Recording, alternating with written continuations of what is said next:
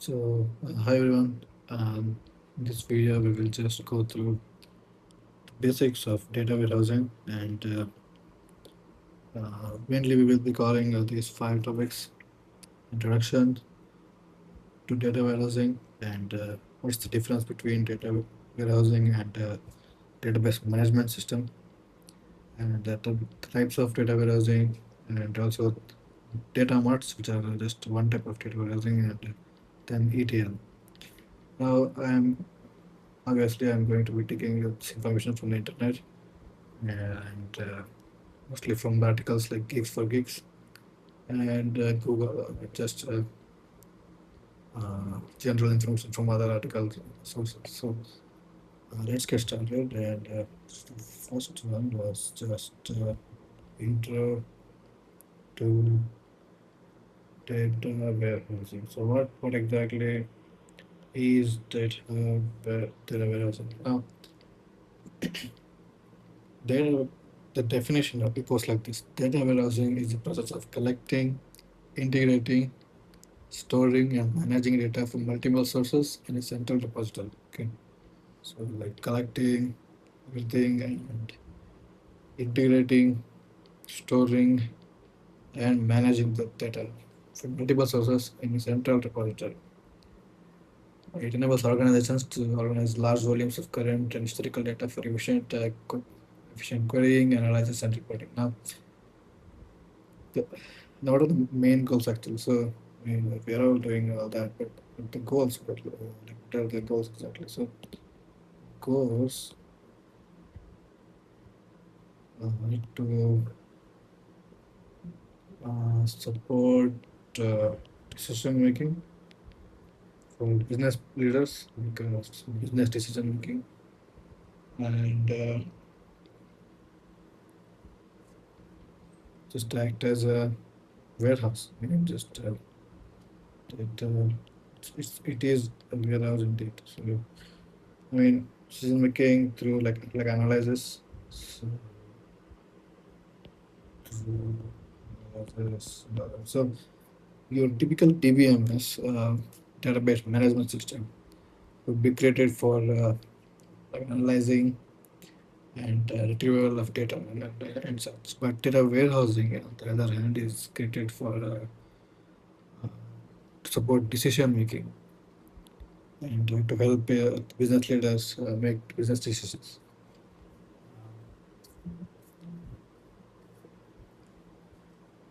Like the like an overview, the overall architecture of this would look like this. So we have multiple data sources. Let's say data, raw data, and you have some structured data, some data, so all kinds of data, and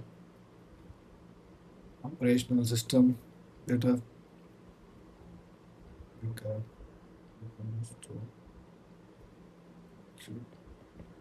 just other data, all kinds of data sources are first fed into this process called ETL, which does the thing of like extracting, transforming, and loading, because these are different types of data, right? So we need to transform it into format which is manageable, which can be easy to manage. Now, this is then fed into data warehouse. So this is where we have. So this is where the magic happens, and this is just like has all the metadata, summary data, and raw data. And from here, you can use it for maybe OLAP analysis. OLAP stands for online analytical processing. Online analytical processing. So then you can also use it for data mining, and you can use for like reporting. So creating reports with business to support decision making. So this is the kind of overall architecture. And so what is the exactly what are the needs for creating a data warehouse? So now I would really appreciate if we could go through differences between TBMS and data warehouse to better understand data warehouse. So before we get any deeper into data warehousing, let's go into the differences between BBMS versus data warehousing. Okay, so uh, so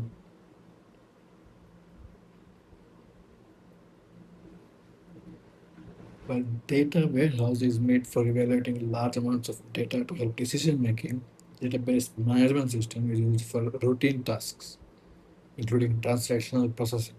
So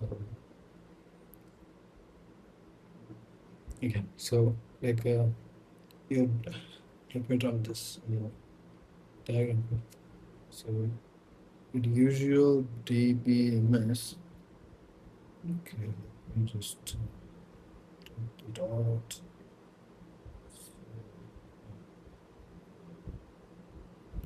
So DBMS, this is the usual DBMS. Yeah, data warehousing. The difference is go like this. So this is created for like operational purpose. So the purpose here is to support like operations, operational processes, everyday processes, constant querying and saying. So this is so whenever let's say you order something from Swiggy or DoorDash, uh, this is where it goes. So the database management system is what is used. Now, data warehousing, see, these are not like distinct concepts. So, database management system, in the usual sense, is used for operational purposes. But data warehousing is also database. At the end of the day, it's not it is not not a database. It is still a database. But only thing is, its purpose is different. It still uses the same concepts behind the database management system. Because it is a database after all, but the purpose is different. And database management system in the usual sense. So when I say DBMS, it's DBMS in the usual sense. So in the usual sense is used for operational purposes and it is for analysis and performance reporting, so reporting and such for decision making to support decision making. And, so the data type here, we current data. And this would have like multiple years of history, years of history. So and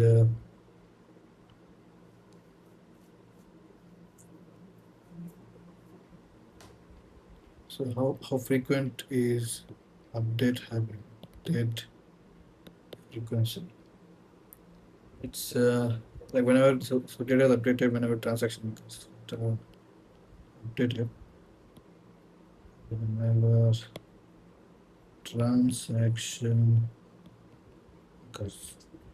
Here's data is updated on scheduled processes like whenever like updated on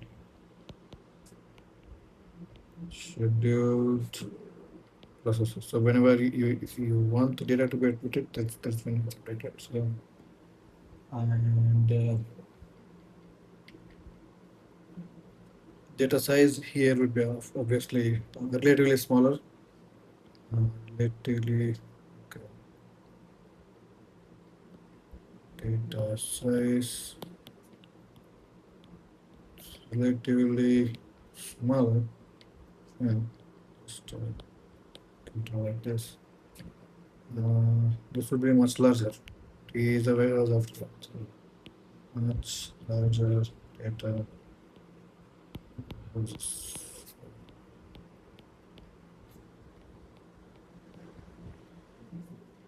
And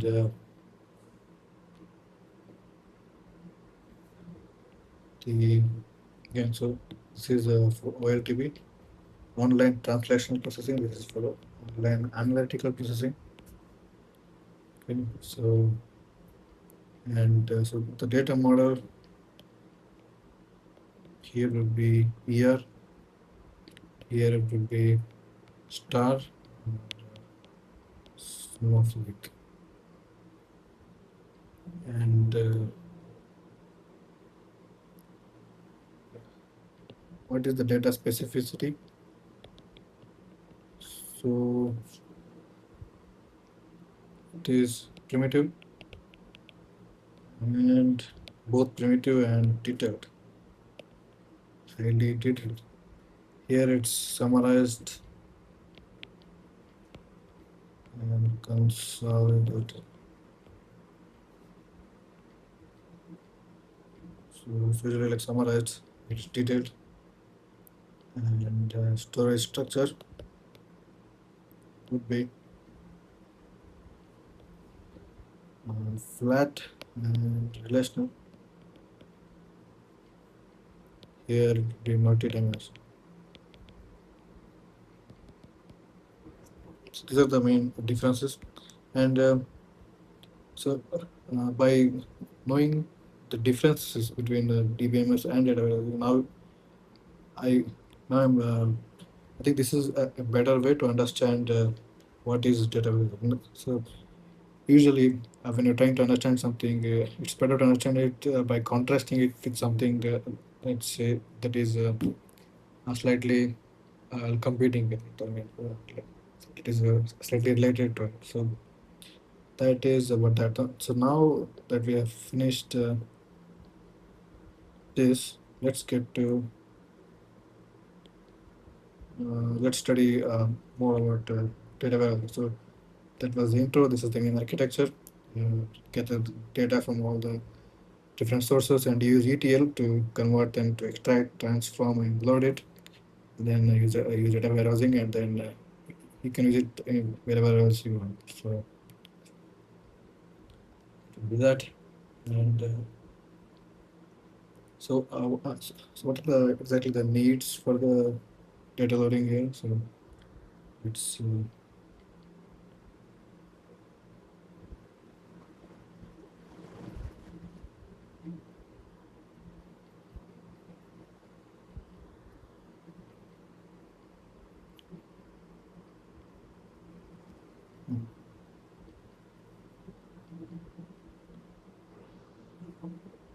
so what are the needs? So the needs will be like additional databases.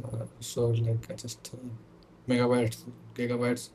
Data warehouses are built to handle large databases like terabytes and petabytes to, to handle large data and also like enhance analytics. Visual database systems just handle transactions. Data warehouses are optimized for complex analysis and statistical insights. So this is for analysis, and the database combines data from multiple sources, giving a single unified view to better decision making. So which means this makes it centralized data storage and the trend analysis. And by going historical data, a data warehouse allows businesses to analyze trends over time. So also helps for trend analysis and of course BI. So it helps for business intelligence decision making. Um, what are the main components of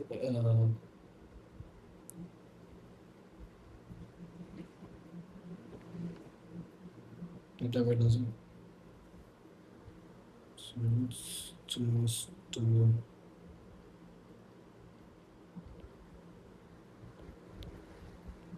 already saw the components. So basically data sources. These will go with the data sources and ETL, and then the data warehouse database. This is the actual database.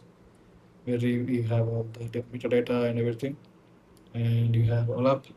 OLAP tools allow users to analyze data in multiple dimensions, allow providing deep insights and supporting complex queries. And then there are some end user tools. So this is basically the components. And yeah, that, that that basically completes that. And let's just go through like an example here. So let's go through like a example. Let's take Amazon. Okay, so where do you get the data from? Well, from Amazon, you get the data from orders, returns, payments, user clicks, delivery updates, and such. And what's the schema? What schema would be common in the data source into a structured star schema, let's say. And you need to like, of course, like that's all you get the data sources from. Then you transform the data using those schemas and you transform it into like something more accessible, like star schema and everything. And you store it, and then you summarize it. Let's say Jeff Bezos tomorrow wants to automate something, some of the processes. Uh, the drones are already there. So let's say he wants to introduce drones in India, and also like, rural places, maybe places which are inaccessible or something like that. And that's where maybe he wants to get that data. So that's where he will be using it here. So that is one example. So and yeah, so that completes introduction. Let's go to types of data analysis. So let's explore the different types of data analysis. Uh, Types of data analysis. So there are quite different types. Uh,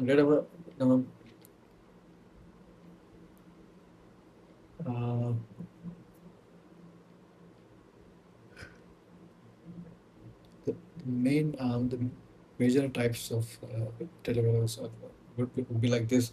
So we're just going to discuss the major types, and there could be many more than this.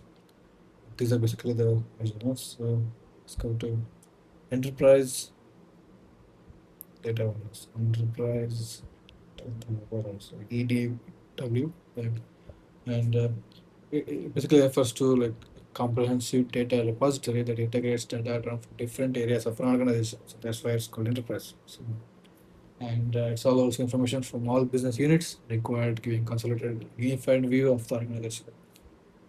And second one would be operational data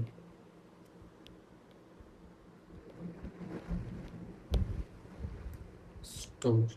This would be called as ODS. So an operational data store is another form of data warehouse, data layer that holds data from operational systems in a consolidated and integrated format. So it just holds from operational systems. Operational systems. So what exactly are operational systems?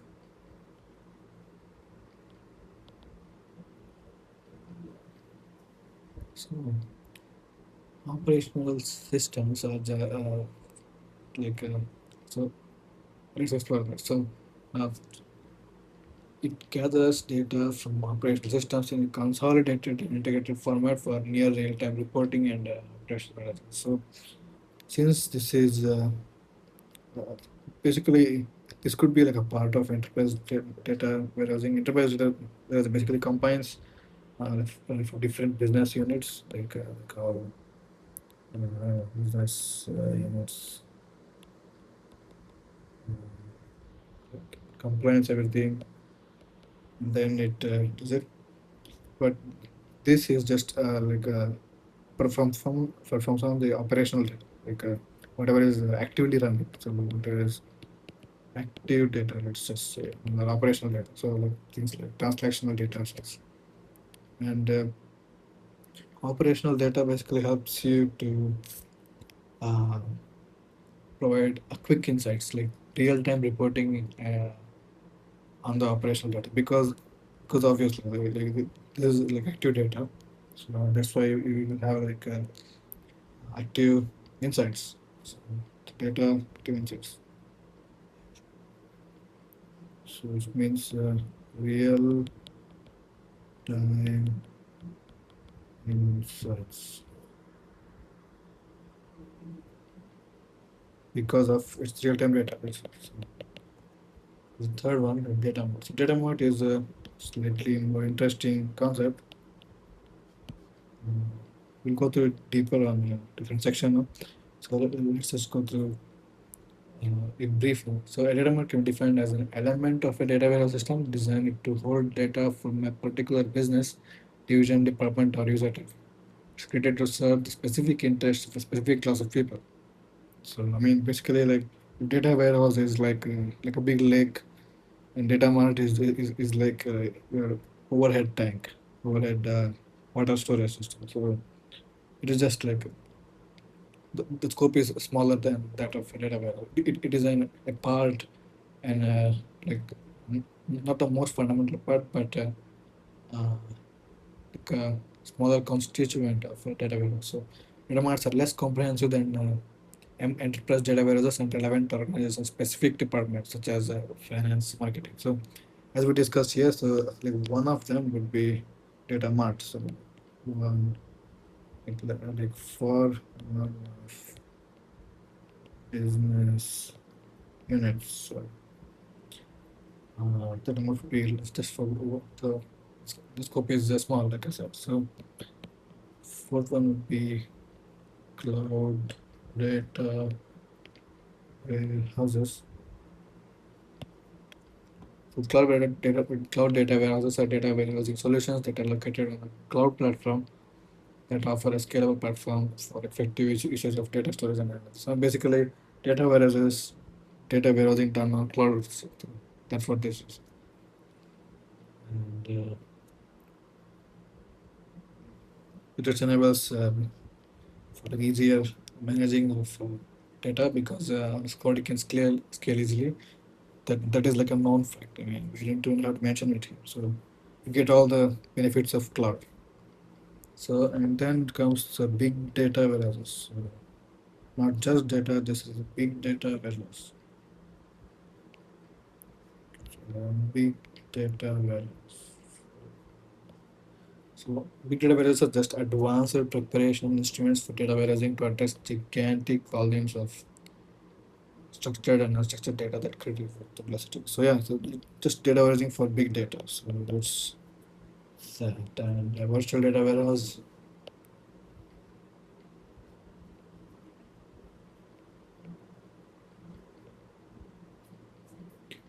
Virtual data warehouse provides a logical view of data from multiple sources without physically storing the data in a central location. So I mean, it's kind of like the virtual machine. So what are virtual machines? So the operating system is not exactly. I mean, the operating system. I mean, when you're using a virtual machine, the operating system is running on top of an already running operating system. So I mean, there are different kinds of doing that, but let's just say you are virtualizing it. So that's how this is. I mean, that's what virtual reality is as well. So I mean, it's just creating a virtual environment that's not actually present. So virtual data warehousing provides logical view of data from multiple sources without physically storing the data in its control location. So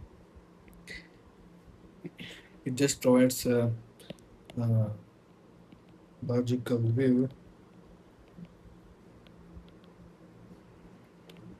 of data. So logical views again.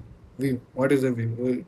View is like a SQL concept. So you can look it up if you're not aware. So first, it just provides a logical view of data without from multiple sources. So data from like many sources without physically storing in central location. So, storage service because so just virtualizing it. And yeah, so seventh one, the hybrid data warehouse. Hybrid data warehouse.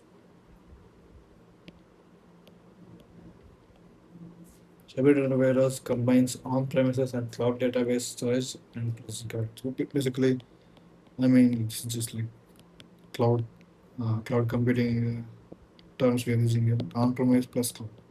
That's what this is.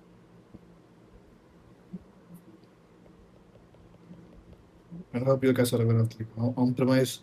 Basically, you're having all the servers on your own premises, your own offices or somewhere. Owned locations owned by you.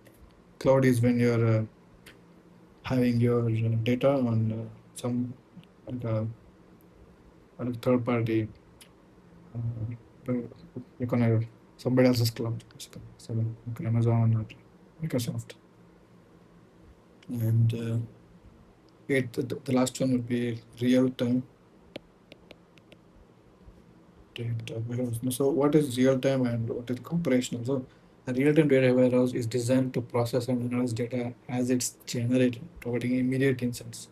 So this is like even more immediate than operational. It's just so operational data is for like data with like it acts on operational systems. This gives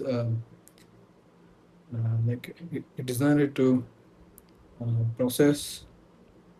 It is designed to process and analyze data as it is generated, providing immediate insights. So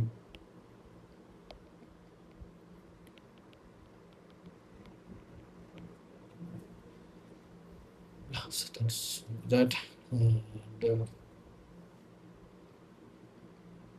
again, so overall benefits of data warehousing would be that you get improved decision making, you get improved data uniformity because data is central, there's faster query performance, there's scalability because there's large data, and there's improved reporting analysis, improved productivity because of that reporting and analysis, enhanced data security because of controlled access, there's cost efficiency, and there's also business intelligence. So all those you can just like jump all those words. I mean, they're the same words. Like whenever data warehousing idea pops in your head, you just imagine those words. So uh, that is those are all different types of data warehousing. Now let's go to the data mart, which is kind of an interesting idea. So let's go for data mart again. So it's not that big of a deal. Like I already mentioned, so this is a uh, if data if data warehouse is like a large like ocean or something, but then data mart would be like a smaller part of it. I mean, like data mart would be like a pond. Okay, or you can say like if data warehouse is in overhead tank, data mart is your glass of water that you use. So I mean, so let's try to define it. So a data mart is a storage component of the data warehouse designed to serve the needs of a specific department or business unit within that organization. So, unlike data warehouse, which stores all organizational data, data mart focuses on a subset of data, making it smaller, faster, and easier to manage. Data marts are maintained by a single authority, often for departments like finance, marketing, and sales, and are optimized for quick retrieval and analysis of relevant data. So, basically, this is data warehousing for smaller, focused, and specific business unit use case, making it faster, faster, smoother, and easier to access or manage. That's it. Right? I mean, it's not that a big deal. Now, data models can be classified into three types. So, like a dependent data model, dependent data model. So, uh, basically, the it's created by extracting data from a central data warehouse. Follows a top-down approach where the data warehouse is built from external sources using ETL. And so the reason why this is called dependent would be that let's say this is like data sources, all kinds of. So obviously, we have seen before that ETL comes before you do any data warehousing. So the data sources area comes before doing any.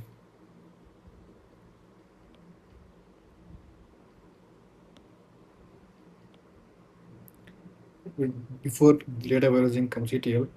So here the that's a dependent data warehouse. Here what is it, data warehouse? So yeah, and then come all the data marts. So the data marts, okay, small tiny data marts. So now this is dependent on data warehouse. That's why it's called dependent data warehouse. Now what is an independent data mart? So let's go through that.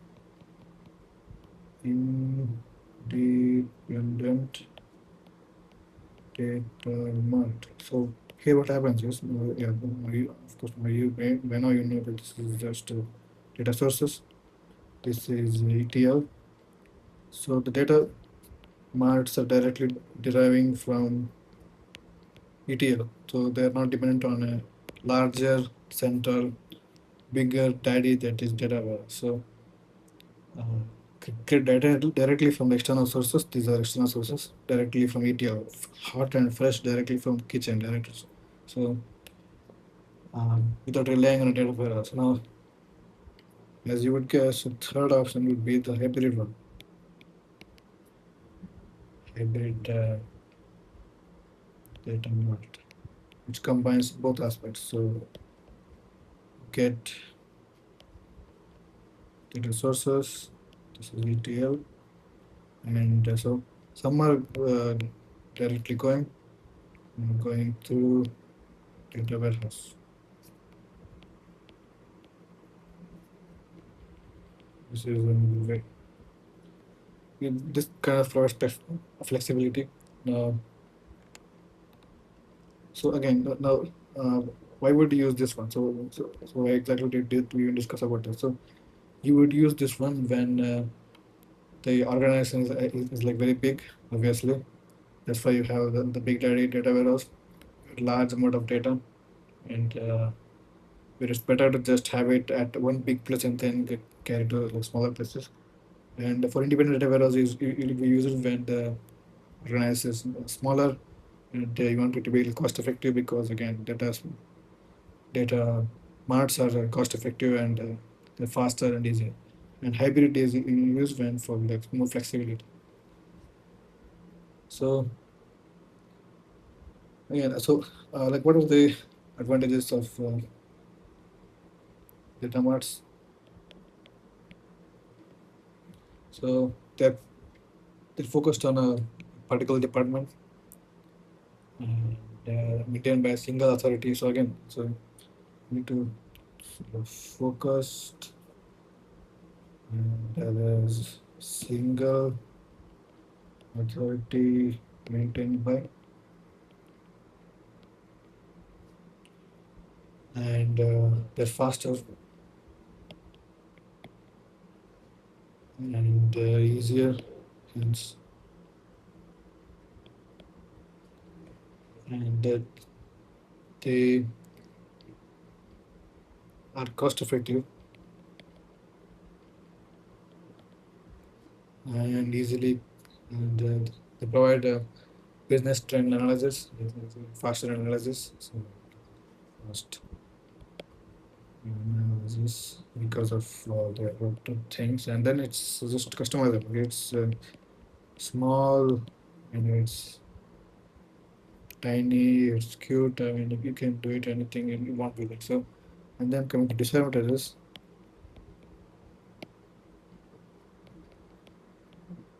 Mart, uh, the scope is limited, obviously. So, I mean, here's look at down arrow.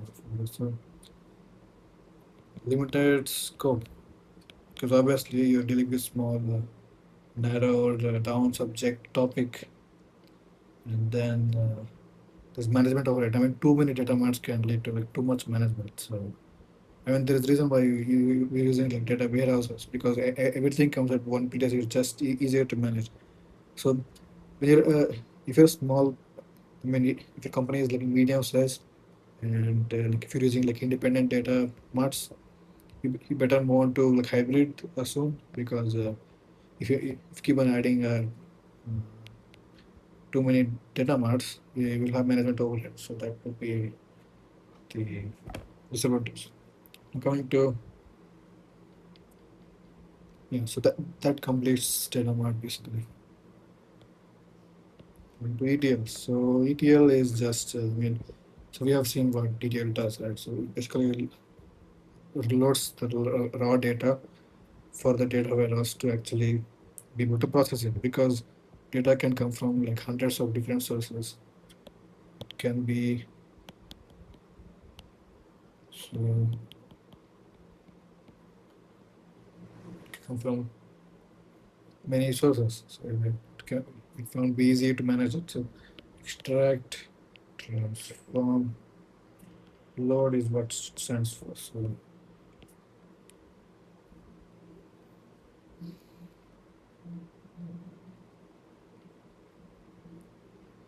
what? Let's go through like each of the phases here. So what does extraction does? So in extraction, basically we are extracting data from various data sources like SQL, NoSQL, JSON, XML, emails, flat files, like all sorts of transformation is where the actual magic happens. So SQL, flat files, so the transformation is where the magic happens, and it's here the data is cleaned, aggregated, filtered, sorted, everything. So data cleaned, aggregated, sorted according to business rules, of course, and make sure that it's actually meaningful to use. And things like currency conversation, I mean currency conversion, and text normalization or applying domain-specific rules to ensure data aligns with organization needs. That's what you do in transform. Load is where you just load the data. So once the data has been cleaned and transformed, it's ready to for final step loading. And this phase involves transferring the transformed data into a data warehouse, data lake, or another target system for storage. So you're just like loading it. And so it can either be like a full load, all the data is loaded, and is often done using initial population of the warehouse. Like let's say warehouse is new, you want to do it full loading, or it could be incremental. Let's say it's not a new data warehouse, you are just the database is already there, and now you'll just keep on incrementing the data. So this is how we do it. So now the pipeline. So the actual pipeline can uh, go like this. It can be parallel. I mean, so it's kind of crucial for organizations to consolidate data, improve quality, and enable actionable insights for decision making, reporting, and machine learning. So, I mean, you perform extract, transform, load. while transform is happening, you can also be performing extract, transform, load, and similarly like that. So this is obviously time.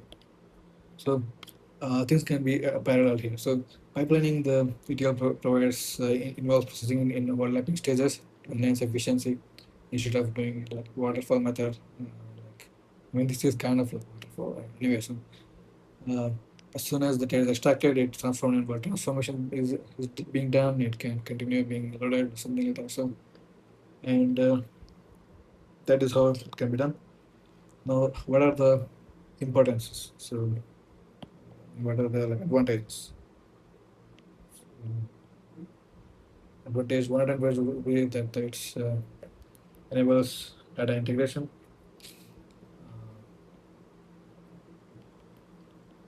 You're able to integrate data from like various sources which were previously totally unrelated. Make sure so data quality is present, the data is readable, and it's kind of important for data warehousing. So otherwise, how would you bring all the data from different sources? And it's just good for like operational efficiency because different sources cannot talk to each other. So automating the data pipeline through ETL speeds up data processing and allows organizations to make real-time decisions based on the most current data. So those are the advantages, and what are the challenges?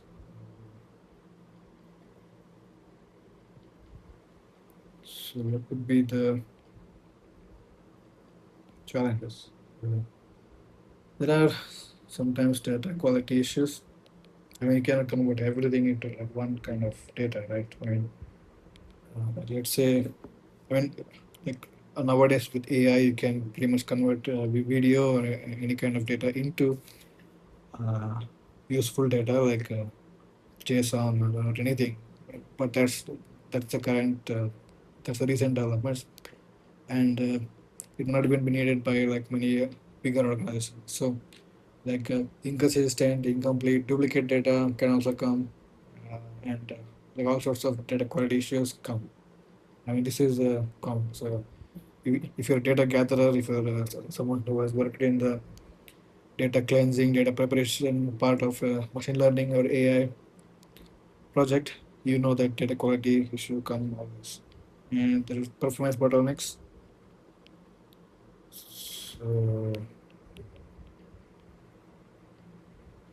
large data sets can slow down or cause ETL processes to fail, particularly during complex transformations like cleansing and aggregation.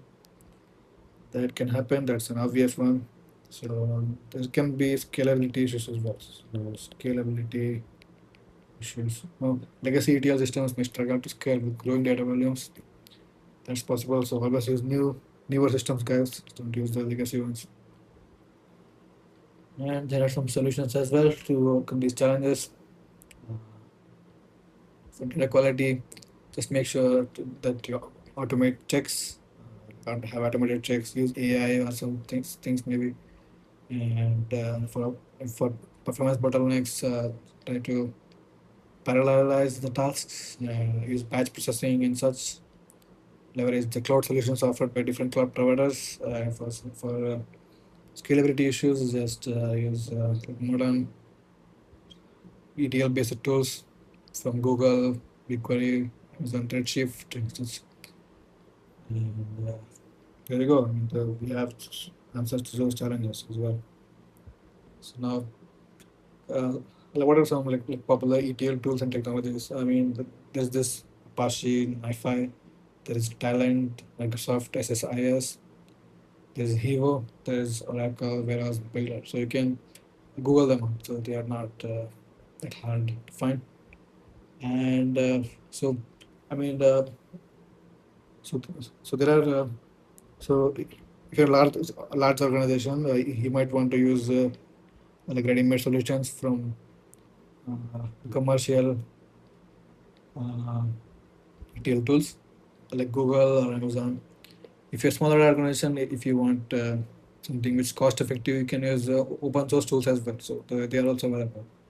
And usually the commercial tools are obviously easier to use. The open source ones require a little more technical knowledge. So it's that. So it completes CTL as well. So we have completed the basics of data warehousing in this video. See you back in another video, or maybe not. Right. Let's see how this one goes.